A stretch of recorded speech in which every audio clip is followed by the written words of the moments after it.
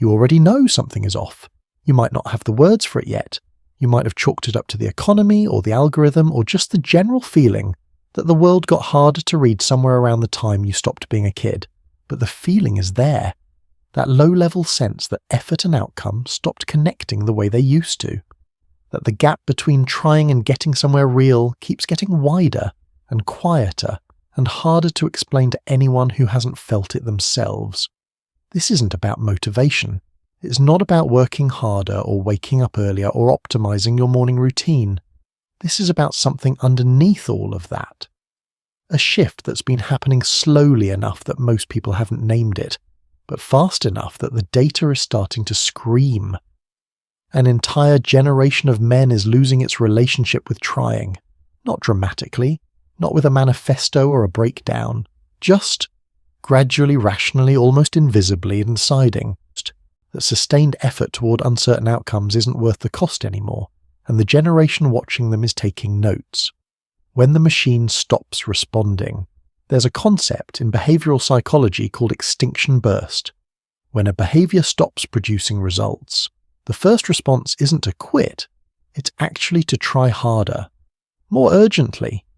You've seen it play out in small, mundane ways. A vending machine takes your money and gives nothing back, and suddenly you're pressing every button twice, shaking the sides, trying to force a response from something that's already stopped listening. But here's the part that gets overlooked. After the burst, if nothing changes, comes the withdrawal. Quiet, complete, final. The brain doesn't keep sending energy toward a broken machine indefinitely. It reroutes. It finds something that responds. Now run that same process across a generation of men trying to navigate work, relationships, and identity over the last 15 years. They followed the traditional route, showed up, stayed disciplined, did what they were told would work, and got inconsistent results at best. The economy shifted under their feet. The social landscape rewired itself between their teenage years and their mid-20s. The signals about what a good path looked like changed mid-sentence, often directly contradicting whatever came before. They pushed harder for a while, burned through effort on systems that weren't responding, and then, without fanfare, a large number of them quietly stopped. Not stopped functioning, not stopped going to work, but stopped believing that sustained effort pointed at something real would actually carry them anywhere meaningful. The machine stopped responding, so they found machines that do. And this is where the replacement matters, because what they replaced it with wasn't random. Gaming platforms, streaming services, social feeds, these aren't just entertainment. From a pure engineering standpoint, they are the most precisely calibrated feedback systems ever built around the human brain. Every mechanic is deliberate. The distance between action and reward is tuned with extraordinary care, just challenging enough to feel earned, never uncertain enough to feel genuinely risky. Real life operates on an entirely different schedule. You can build a skill for 6 months and still not see any return. You can be completely honest with someone and still be misunderstood. You can execute a plan correctly and still get an outcome that doesn't reflect the effort. Real life has enormous amounts of noise between input and output. These platforms have almost none. And so the brain, which is always optimizing, recalibrates, not through any conscious decision, through sheer repetition. The more time spent inside high feedback environments, the more the nervous system adjusts what it expects effort to feel like.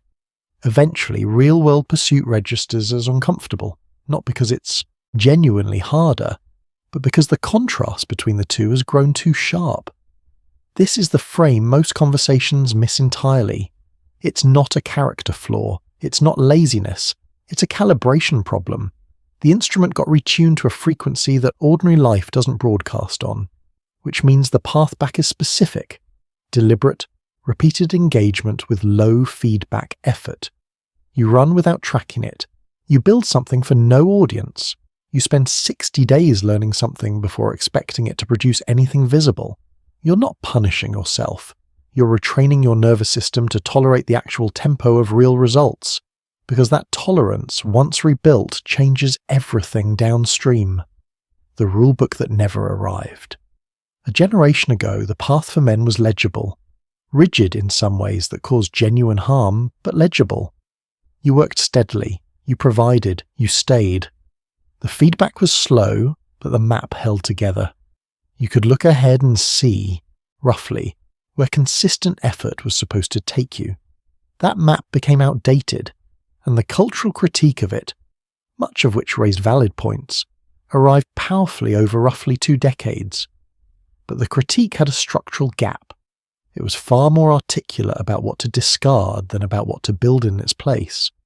So a generation of men received the message that the old blueprint was broken, without receiving anything coherent to replace it with. And into that open space came 2 very different voices. The first said, "There are no fixed rules. Identity is yours to define. Just find yourself." Philosophically interesting in a classroom, practically hollow for someone in their early 20s trying to figure out how to carry themselves through daily life with some kind of internal anchor. The second said, "The world is working against you. Grind without stopping. Dominate everything. Never flinch." Confident, visually consistent, and algorithmically pushed into young men's feeds at the precise moment they were most searching for direction. Worth pausing on the mechanics of that for a second, because the confidence of the second voice wasn't evidence of its accuracy. It was evidence of its optimization. Platforms built on engagement don't amplify nuance. They amplify emotional activation, and the sensation of being under threat, combined with the relief of belonging to a group that supposedly sees clearly what others don't, activates extremely well. So what emerged was a generation split between 2 separate failure modes.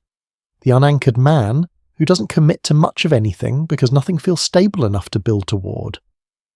And the overcorrected man, who grinds relentlessly at metrics that look like success from a distance, but feel increasingly hollow the closer he gets to them. Neither of these men is operating from his own centre. Both are reacting, one to confusion, one to fear. Both are being shaped by forces outside themselves that they haven't fully examined. The way out of both failure modes runs through the same door. Build your own framework, not borrowed wholesale from a content creator, not inherited without scrutiny, something tested against your actual, daily, unfilmed experience.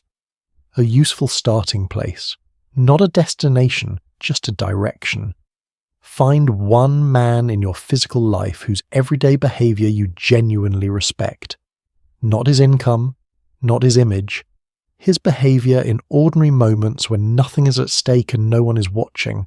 How he handles small failures. How he treats people who can offer him nothing. Start building from that observation rather than from someone's brand. The loneliness that doesn't look like loneliness. Sit with this for a moment. Research over the last decade consistently shows that the number of men reporting 0 close friendships has grown sharply. Some studies suggest it has more than tripled since the early 1990s. Not followers, not people they grab a drink with, occasionally.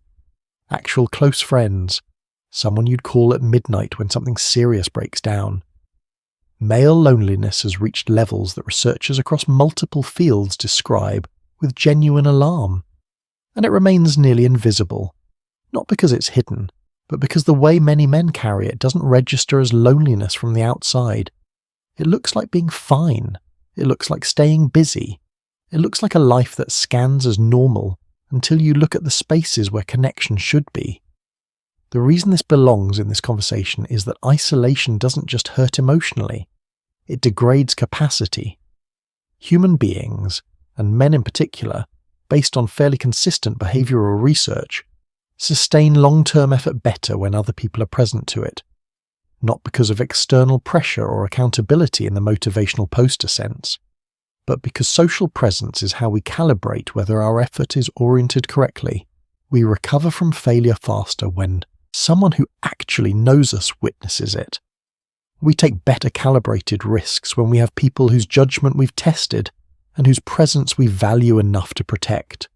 Strip that away, or never build it, and something functional disappears alongside the emotional warmth. The capacity to keep going through genuinely hard stretches gets thinner.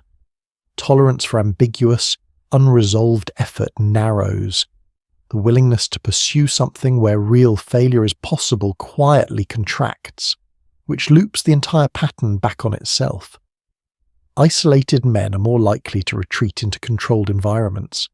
Men in controlled environments are less likely to build the kind of real-world connections that would interrupt the retreat. Round and round, quiet and self-reinforcing, very difficult to exit from inside it. The move that breaks the loop is uncomfortable and specific. Reach out this week to one person you've drifted away from, not through a post, a direct message or call that proposes an actual time to meet. Don't wait until you feel ready. The feeling arrives after the contact, not before. That's not a motivational trick. It's just the sequence that works. What the numbers actually say. The data deserves direct attention, because it anchors what might otherwise feel like cultural opinion. Over recent decades, workforce participation among men in their prime working years has declined measurably. College enrollment has tilted. Women now make up roughly 60% of students at American universities. Marriage rates among men under 40 sit at historical lows. The gap in life expectancy between men and women has widened. The category researchers call deaths of despair, fatalities linked to disconnection, lost purpose, and social withdrawal, skews heavily male and heavily toward men who were once engaged and gradually weren't. These numbers don't belong to any particular political position. They predate recent political cycles and persist across shifting economic conditions. They describe something structural that has been building for decades, and the texture of the data reveals the same pattern throughout. Not dramatic collapses, but the accumulated weight of millions of small withdrawals. A man who skips the application. A man who stops attending. A man who lets one more relationship go quiet, one more opportunity pass, one more invitation go unanswered. Individually invisible, statistically significant at scale. Your choices, made privately and daily, exist somewhere inside that data. That's not a guilt trip. It's a structural observation. The trend was built from personal decisions accumulating over time, which means it's not fixed. The same mechanism that created it can, with enough individual redirections, bend it back. The posture that actually holds. What distinguishes the men who stay genuinely engaged, who keep building, keep moving toward things, keep trying when the results stay ambiguous, from the men who gradually contract? It's not raw ability. It's not exceptional luck. It's not even confidence in the conventional sense. It's a specific psychological orientation that researchers sometimes describe as process identity. The core of it is straightforward. Instead of anchoring your self-concept to outcomes you can't fully control, you anchor it to behaviours. Not I am someone who succeeds, but I am someone who shows up for this. The gap between those two statements looks minor.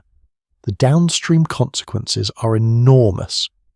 When your identity is built around outcomes, every setback becomes an identity threat.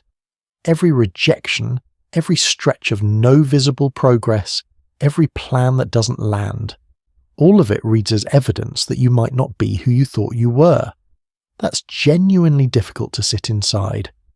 And the most natural response to sustained identity threat is to stop doing the thing that produces it. When your identity is built around process, setbacks become information. They tell you something worth knowing about approach, timing, or direction. They don't tell you anything about your worth. The effort continues because the effort is the point, and the effort is what you are. This isn't built through repetition of affirmations. It's built through action. You choose one specific behavior, daily, non-negotiable, small enough that skipping it is genuinely a choice rather than a practical necessity, and you protect it. Over weeks, it becomes an anchor. Over months, it starts to shape how you describe yourself, even quietly, even privately. Over years, it becomes character in the truest sense of the word. Start with something honest and small. 30 minutes of focused work on something that genuinely matters to you before you open any app or feed in the morning. Not because it will immediately transform anything, because over time it will shift how you understand yourself. And how you understand yourself is the foundation everything else gets built on. Everything before this point has been context. This is the part the title pointed toward. There is a real and growing possibility that the generation of men currently moving through their late teens and mid-30s may be the last to carry, in significant numbers, the practiced habit of sustained effort in the face of uncertain reward. Not because they're less capable than the generations before them, they're not, but because they inherited a more disorienting environment at a more critical developmental window, with less transmission of the internal frameworks that help men convert difficulty into direction. The generation behind them is growing up inside an attention economy that is more immersive, more precisely engineered, and more effective at substituting simulated reward for real-world effort than anything that existed before. The feedback loops are faster. The gap between these environments and actual life is wider. And the cultural transmission of what it looks like to be a man who tries, the kind of transmission that used to happen in households and communities, and through the daily visible example of older men in a boy's life, that transmission is fragmenting in a large and growing number of places. Boys observe what men do, not what men say, what men do. A boy who grows up watching the men around him shrink their expectations, retreat into screens, and treat sustained effort as something naive or pointless, will absorb that as a baseline of what's normal, not because anyone sat him down and explained it, because that's how development works. We inherit the behavioral culture around us before we're old enough to evaluate it. This matters well beyond the personal level. Families require people who keep going when it's genuinely difficult. Communities hold together because of people who build things, carry responsibilities that go unrecognized, show up consistently for things that don't generate applause. When large numbers of men withdraw from that role, not out of malice but through simple attrition, the gaps don't fill themselves automatically. This is not an argument for any particular version of masculinity from any particular era. It's a structural observation about a specific capacity, the ability to sustain directed effort toward things that matter through extended periods without clear reward, and what happens to the people and places around men when that capacity quietly disappears. You already felt something when this started. That low-level recognition that effort and outcome had drifted apart somewhere, that the gap had gotten wider and quieter. That feeling wasn't a problem to dismiss. It was accurate information. And here's what's worth carrying out of this. The men who come through this period with something real built, a skill that compounds, a relationship with actual depth, a sense of themselves that holds under pressure. They're not the ones who had the clearest path. They're the ones who stayed in motion long enough for the noise to separate from the signal, who kept showing up after the point where showing up stopped feeling productive, because somewhere inside they'd decided that the act of trying was itself the thing worth protecting. That decision doesn't require perfect circumstances. It doesn't require a clear destination or a guaranteed outcome. It requires the next small, consistent action, done without an audience, carried forward into the day after that. The men who do that aren't performing anything. They're practicing something that compounds invisibly, over time, into the kind of life that looks from the outside like it was built by someone who knew what they were doing. Somewhere, a younger version of you is watching how this plays out. Give him something worth inheriting.